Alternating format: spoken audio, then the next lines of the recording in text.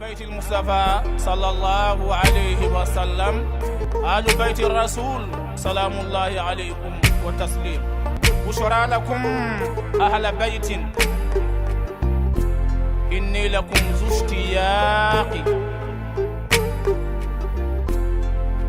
نعم الأئمة آل البيت والإسام أسباب طه بنو زهرائه الفاطم. مولاي صل وسلم دائما أبدا على حبيبك. بسم الله وبه نستعين، والصلاة والسلام على سيدنا ومولانا أبي القاسم محمد وعلى آل بيته الطيبين الطاهرين الذين أراد الله أن يذهب عنهم الرجس وطهرهم تطهيرا. أما المشرف التي في لجبه أموفو نسلم كفولين. السلام عليكم ورحمة الله تعالى وبركاته. أني سوديالين سينا كان نيونسرو ني أويتوني نينكنيكا نو يشرفوك كني شرف لا دوبا دوما. أني أنكرمو الشيخ أبو جعفر محمد جباتي دو كنت ملينا أنتم تيان أنتم متاملا أنكرمو يه برو لسي أوما نبيان سينا كان نيونسرو أنكرمو. السلام عليكم ورحمة الله تعالى وبركاته. وعليكم كل السلام ورحمة والبركة. الحمد لله. أمي يفوكي ولنيوانو تما بيان تسيغ أنتي نينا إنا فو إيرا فانا تسيغ إتي نينا چوغام نايكا وليكا جولا نيما سيغا وليكا جولا أم فانا تسيغ يفو لني ولنيوانو لا هنبي يركا بارا دي لا. وصلا أنسيغنا كان يونسو أنا كنا كنا لا مارو دو كنت ملي بروكرا مسوكا كنت كيانو يا سيدة فاطمة الزهراء عليها السلام كليف لا تمنير لا ونينا جو كرا جين فانتان أني ناني شرف لك ويري ونينا جاكي أنا مصوربا السيدة فاطمة التراوري على رأي وكوكي أمي دوكي على قصانا توفنا يرا أنا وسانينا أمي فكا دو باتو كنا لا دوني نينغو باتو كنا لا نينغالي دوبي أمبولو منتي أهل بيتن كان ينا ما يري دركتيما نينغال فلو مي أمبولو بينا فمو تشاما نينغالي كي أنا كانت ويلا على هذا ما دون يا مريا وكاباتو أيوب بني أقتلا تمادولا muna ala yoke ala dun ambe bado ala mago foite har ma dunga batolla nu ya akuta atfo chian munduna ayu ya marena batoyi ku bali akutalla. بسم الله الرحمن الرحيم. الحمد لله رب العالمين الذي من علينا بمعرفته وطاعته. اللهم صل على سيدنا محمد وعلى آل سيدنا محمد القدوة الحسنة. ambe folin waliman donc abela jeli kala deli alaka anga batokelu alaku umne alaka ambalo sirhu kanuga ka fatoka ka ankunuka Abu Zahra e nyiningali minke abanga babu kono sabla niko bato na mashirhu ka شرفوا وليرا دبتويو صبلا أهل البيت عليهم السلام بين عرف الله فلولانا ما عرف الله وبين عبد الله فلولانا ما عبد الله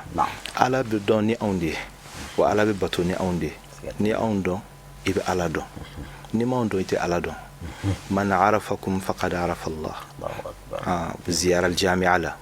ني مامي أو أهل البيت دو وبي على دو ني مامي ما أو دو إتي على دو وبينا عرب عبد الله على بطورا ني أونتي على تبتو. الله سبحانه وتعالى أبتو أتينيدون في كلا كلالا وكما أجينو لودي كسو ولودي ماو كرامو على ولا نامبكما بطوكا وكرامبي أهل بيتو دي برا أمبي شرفلا أما بو أكونو أبو زهرة. yenyi ngal follow min ke ana no de ka fo Allah subhanahu wa ta'ala ghaniyun 'anil alamin awasalinu naire ka bo dan fembema anga batuli oti fenyaye anga kotali oti fenchianye munalo subhanahu wa ta'ala yodon kaklaka ombla ola ujabi Abu Zahra ambo soro shirhu la qawbulo ambo soro alul baytu bolo alayhimus salam kiran la kitabullah kitabumi nabi fama ko ilalu shara'i di Sheikh as-Saduq aya ajabi babu chamana adoy jumay al-imam al-Hasan المجتبى كريم آل البيت عليهم السلام سيدنا الحسن علي فاطمة دينغ فلو عليه أجابي دوكه أكو إن الله تعالى بمنه ورحمته كو على aka hina na aka sonina lamma farada alaykum alfara'id akelen ko fe ka fendo wajibiya aw adamadunka lam yufrid dhalika alaykum lihajatin minhu ilay ama fo ka seli ama fo ka sun ama fo ka tienfo ama fo ka galontike dabla ama fo aka sawirala ama fo ka janaya dabla Allah subhanahu wa ta'ala ma fo wajibiya aw ka ko amagobe awla bal rahmatan minhu ilaykum o bora ala de ka hinela ka nyishi aw ma sabla aw ta don ala de bado min ka nyawma ani min ma yawma to do ala de bodo ako ala yo kefana li yumayyiz al khabitha min at tayyib ma nyuma o ka woloma ka bo ma jugula hadamaden kisew uluka tomo ka bo hadamaden kolona wal yabtali ma fi sudurikum ni barate o de biye ma kunti se ka don ni be fe ka mo don fi ku korobode ka laje bebe classique no jombe kalanke jonte kalanke ni question make fo examen ka ke fo koroboli ka ke Allah subhanahu wa ta'ala aya dabode kama mi be duskuna mi mengan yawla o ka don li tatasabaqu ila rahmatihi wala saka nywanda yani tanafusu de koy ala yere jienda ninka ko blay mauka nywanda nike wa fi dhalika falyatanafasul mutanafisun mbe ala don o ta bokwi fika ala don na tawda o de kadi ala sari'u ayaw telia ay nyogondanke ala ya dabo kama wali tatafadala manazilukum wala sa aw joro ka bonyana aw ka klasu ka don ka bonyana ali alaka aljinna ay hijini umra ni selu ni batu fennu ayulu belajele wajibiya ka kala ka jume wajibiya ka farani beka wal wilaya man kuntu mawlahu fa'ilu mawlahu yani ne ala kiraba kodo jena alul baytu nunu ka ulukanu katugula ala yo wajibiya muna waja'ala alwilaya lakum baban ayoka dadi litaftahu bihi abwab alfaraid wala sa nawduno dafe abe alaka faridato belajelen soro wa miftahan ila sabilihi aniko ke clé dailelanye kata alaka sirama ولولا محمد صلى الله عليه وآله والأوصياء من ولده كنتم حيارى كالبهائم أنا كسيسا كنت أبو فيلوزوف دو يمينفو كوني بوركي كاسيكا محمد فالير دون كيبا كني محمد كمانا جيانا جيان كبكا چكوتي الله أكبر إيركي ميري كجيان إيماجيني كو كيرا مانا علي منا فاطمة منا حسن منا حسين منا زين العابدين منا وإمام مهدي يرفنا كوتنا جيان بك تشكودي كو موبتو حيارا وبتو كناسر لي كالبها إمي إبا فكو بقم لا تعرفون فرضا نكراو كماتشي سانكو محمد كيرا نونا بلاندون كنتي كو حرم دون كنتي فردا دون وهل تدخل قرية إلا من بابها ko yala ma del la ka do dugu kono imado dafewa e de la ka do soko ne ma do adafewa e be fe ka do ala ka kitu na ala ka sharia kono chogodi ki mateme alul baytu fe ko Allah subhanahu wa ta'ala ay on bla awnye wala saka on la on ke siray abseka Allah subhanahu wa ta'ala la soro chogon Abu Zahra kum yekuma damne ni mi ummu abiha Fatimatu Zahra alayha salam amba alika watula alika khutbado ay ila lu shara'i fo yani alhikma Allah subhanahu wa ta'ala famunu di jawma ayake kumingama annafa kelenti se alama Allahu akbar o khutbaina Fatima Zahra ibadun kafo ala kira dodo o khutbaina Fatima Zahra abajira kafo ko wa farada al-iman ko ala limaniya ka son ale alala ala wajibi au ka tathiran min ash-shirk ka aw saniya ka jira kafo au kofsa aka fenwere son minte ala bo minte alay aho bul son na jaban yirkuru neka kurun ma ere bolo vitamin gla ka kila ka afuke obe fenyeye wala mabuse ka toro samaka puika ati se fena wa fagonendo hal niye ba min faga ay ka shiya min faga ay ko o joli bɔn ala ni lafiya ni fasa ni fugariya fɛ dimɔgɔw bɛ tila k'o fana min a se ka dimɔgɔ gɛn maa b'o bato cogo di n'ala ye anw bonya ka bɔ o ma ala y'an sɔn a ko wasalata tanzihan anil kibr ko ala ye a fɔ aw ka seli walasa ka aw lajɛya ka bɔ yɛrɛ bonya ma sabula ni bɛ seli ni ko Allahu akbar ko bonya bɛɛ ala de ta ye o tuma e ka dɔgɔ dɔgɔya dan i b'i biri k'i kunbɛrɛ minɛ ka tila k'i suli fo k'i tenda dugu la o tuma ala de ka bon jaga a b'o o kun fɔ ka sun fɔ ka hiji fɔ fo kana se wala adil ala ko aw ka tile faama ka tile dutigi ka tile dugutigi ka tile alimami ka tile ko min bɛ ɲɛfɛ n'o tilenna baarakɛɲɔgɔnw mana tilew ni ɲɔgɔn cɛ tansiqan lil qulub ko dusukunw bɛ deli ɲɔgɔn na i y'a ye conflit bɛ yɔrɔ o yɔrɔ ko n'i ye mɔgɔ fila kɛlɛtɔ ye 20 kɛlɛ cogo la dɔ de b'a fɛ 15 ko bɛ dɔ ye ayiwa donc ni laadiriya tɛ yen kɛlɛ bɛ na mais ni laadiriya bɛ yen bɛn bɛ na lafiya bɛ na wasa bɛ na a ko wa ta'a ala subhanahu wa ta'ala y'a fɔ aw ka anw labato nizaman lil milla walasa ka se ka ordre don diinɛ kɔnɔ a kana kɛ n bɛ tugu bɛɛ la ye diinɛ kan ka ɲɛnabɔ de n bɛ tugu bɛɛ la tɛ o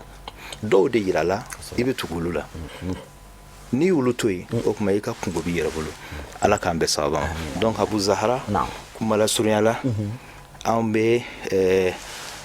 nɛn kɔrɔta dɔrɔn hakili ka sɔrɔ yɔrɔ sɔrɔ babu mana sigi Fatima Zahra ka khutba in kan an b'a tɔ walawala Cheikhana hadisa dɔ bɛ yen nɔ min b'a fɔ ko silamɛya ye babu ta ɲɔgɔn ye ni maa min ma o dafa ko tigi tɛ silamɛ e bɛ se k'olu ɲɛfɔ an ye assalam yuqri'uka salam ko ala ko k'a ka foli f'i ye ala min ni ale de ye kisi masa ye ko k'a ka foli f'i ye ko ala ko ya ahmad al-islamu asharatu ashum ko silamɛya ye saratan de silamɛya ala y'a sarada k'a kɛ saratan wa kad khaba man la sahma lahu fiha ko maa o maa n'i ma sara sɔrɔ a la k'o tigilamɔgɔ bololankolon bɔra a ko awwaluha silamɛya sara fɔlɔ shahadatu an la ilaha illallah i ka seereya k'a fɔ ala ye kelen ye muhamadu y'a ka ciden ye wa hiya kalima a k'o de kumakan ye kumakan min ni baara bɛɛ bɛ tugu o la a filanan as-salatu i ka seli jɔ wa hiya tuhur ko o de ye saniya ye seli bɛ kɛ saniya ye cogo min an da bɛna se o ma wa a sabanan zakatu wa hiya al-fitra ko jaga ko de ye ala de ye hadamaden dan cogo min kan n'o de ye ɲumanya ye i kana kɛ jugumanti ye i ka ɲɛ hadamadenw ma ko jaga de bɛ hadamaden bila o la a ko naaninan ye sun ye wa hiya al-junna ko ye kɔtɛrɛ de sabula n'i sunna i bɛ ala siranya sɔrɔ e sera ka ɲɛ i furumuso kɔ cogo min na ka sɔrɔ dagalen du ye o kuma i bɛ haramu fana to yen o kuma sun o ye kɔtɛrɛ ye o bɛ don maa ani ala ka funu bɛɛ lajɛlen cɛ kira ka hadisa dɔ b'o walawala a ko likulli shay'in babun ko fɛn bɛɛ donda b'a la wa babul ibadati as-siyam ala bato bɛɛ ka donda o de ye sun ye sun jɔyɔrɔ ka bon ala bato kɔnɔ wal khamisatu ko a duruna ye hiji ye o de ye sariya ye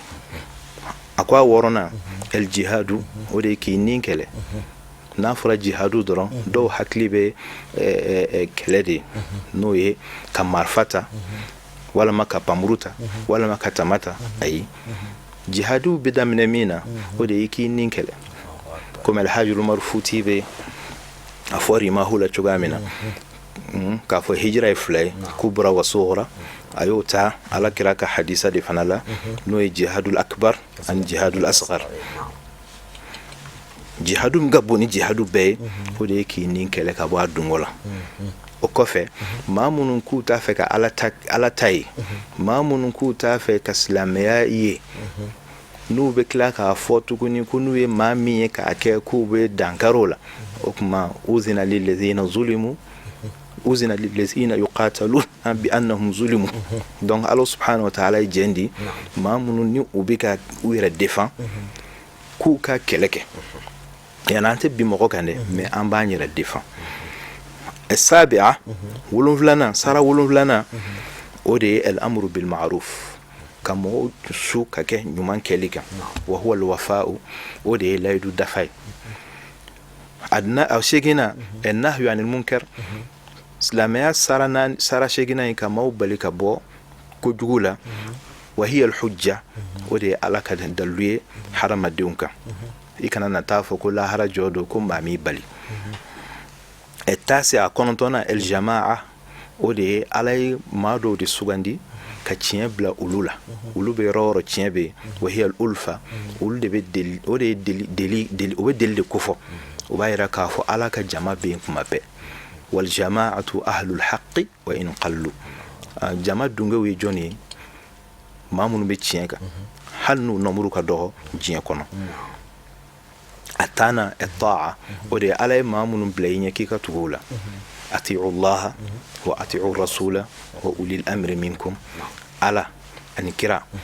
أني على أغاكوني ما يدي منوما من كنت مولاه فاعل مولاه نو آل البيت ودي تفسير جالي وكما ولو تكون يغالي اللي اسمه ودي بحرم دين باليكا بو على كتاما وأودي بدو هذا ما ديني أني دعوة أني شيطانة نفولين كراي قال حبيبي جبريل على كراغوكو جبريل قال كرامة إن مثل هذا الدين كمثل شجرة ثابتة كون الدين يمكن من جرس مناسبة لنو الإيمان أصلها لمن يأي أدلي والصلاة عروقها سلي ويه دلي منو نلوبي don dugukolo la ka pour que jiri bi se ka bamba chogamino wa zakatu ma'uha jahami me bo o be komi jiri sonji dina sonji de jahay ni warate dina ina atitaw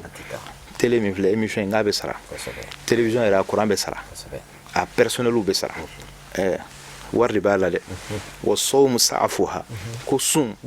ko ye islamiyya dine a ni tamarusu na jessa iba soro abolo obeglon feondela okusunu tarawa ko yiri bolo wala ako wasawmu sa'fuha ko sunye abolo farawde wa husnul khuluqi waraqaha jogo nyuma ko ya bulu ya yiri sumadi bulu de bala ko jogo nyuma o de islamia bulu wal kaffu anil maharimi thamaruha ki yere mine ala tinawla nye kana haram fle kulo kana haram lame nen kana fo bolo kana iki sinfo iku ulumine haramuna ko de islamia yirde fala takmulu shajaratun illa bi thamar ko yiri akte dafa fakade كذلك الإيمان كل من يفنى لا تكمل إلا بالكف عن المحارم ما شيك لمن يأتي الدفع ما من جانتي على كدانشولا ما من بيك على كدانشو كلوشي أتدو على كتا دفع كودي مؤمن دفعلي على كاند أقول آمين يا رب العالمين. شيخنا هل بتو حكم كنلا أما ناندو نعرف حكم كنلا fendo be nu bora harma sanya babula ni banakota bawli ona nyona fendo be nu bora harma dina abinya fe kaka yere la sanya foka tasi janaba kulima kunju meme ni kun fanana alhamdulillah rabbil alamin abu zahra allah subhanahu wa ta'ala ay ko ke tamashin de harama de ni ya laje amba ka fo adama de fando biye a fando obe gunola fami mbeye o farkole meme me gunola o ni ani hakli hadama de na atara ayre lafiya tara jalamineke wala ma atara banakota yorowla fami me bo keneka obiye mais laini do de bala o kore ka fo haramade naye jalamine boto flaire la o ko fe ka bana ko ta fana ya yere la aka miri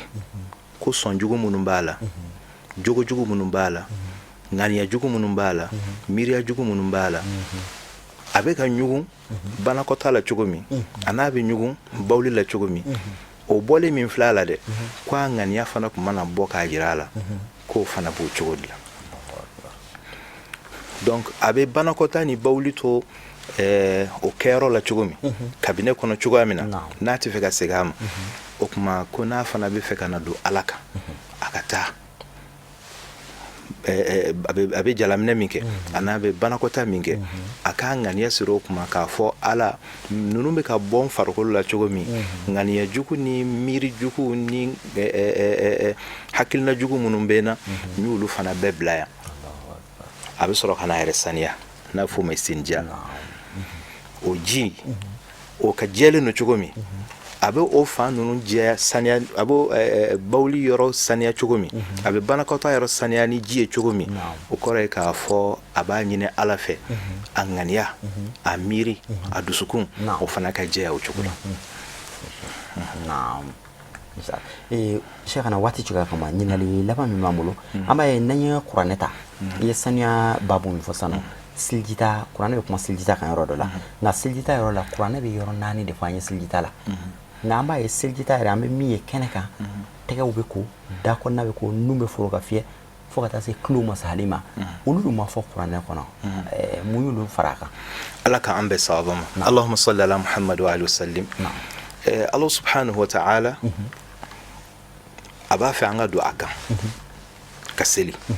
maa bɛ seli ni fan 4 de o Allahu akbar bɛ fɔ ni bolo de i b'i jɔ k'i ɲɛsin Ala ma ni ɲɛda in de i bɛ kunbere minɛ ni bolo ni sen de donc fan minnu ani bɛ i sigi ani bɛ sujudu kɛ o bɛɛ lajɛlen o bɛ kɛ ni fan minnu ye Ala ko k'olu de ka saniya a y'olu wajibiya n'o ye tɛgɛ ani ɲɛda kana nɔngɔn na ani ka kunkolo fan dɔ jɔsi ani sen ahlul beytu fɛ alayhim salam ahlul beytu fɛ sen a bɛ jɔsi nka dɔw y'a tafsiru kɛ k'a fɔ k'a bɛ ko o si tɛ kɛlɛ kun ye sabu i dara diinɛ minɛ yɔrɔ min na i b'a minɛ o cogo la a kun ye dɔrɔn i k'a dɔn k'a fɔ ahlul beytu fɛ shirifulakaw fɛ yen sen jɔsi o de yera olu la nka kun min bɛ ɲini seliji yɛrɛ la o de ye kuma min na ni an fa Adama ni Ala y'a bali jiriden dunni na Abu Zahra a y'a bolo min kɛ ka a yiriden ye a fɔra a kana gɛrɛ yiri la ɲɛ min y'a filɛ o bɛ ko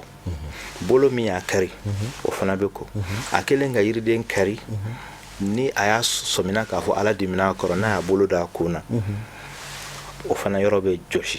o sen min fana y'a ta ka taa o fana bɛ saniya o ahlul beytu b'a jɔsi maa wɛrɛw ko k'a ko a bɛɛ kun ye jumɛn ye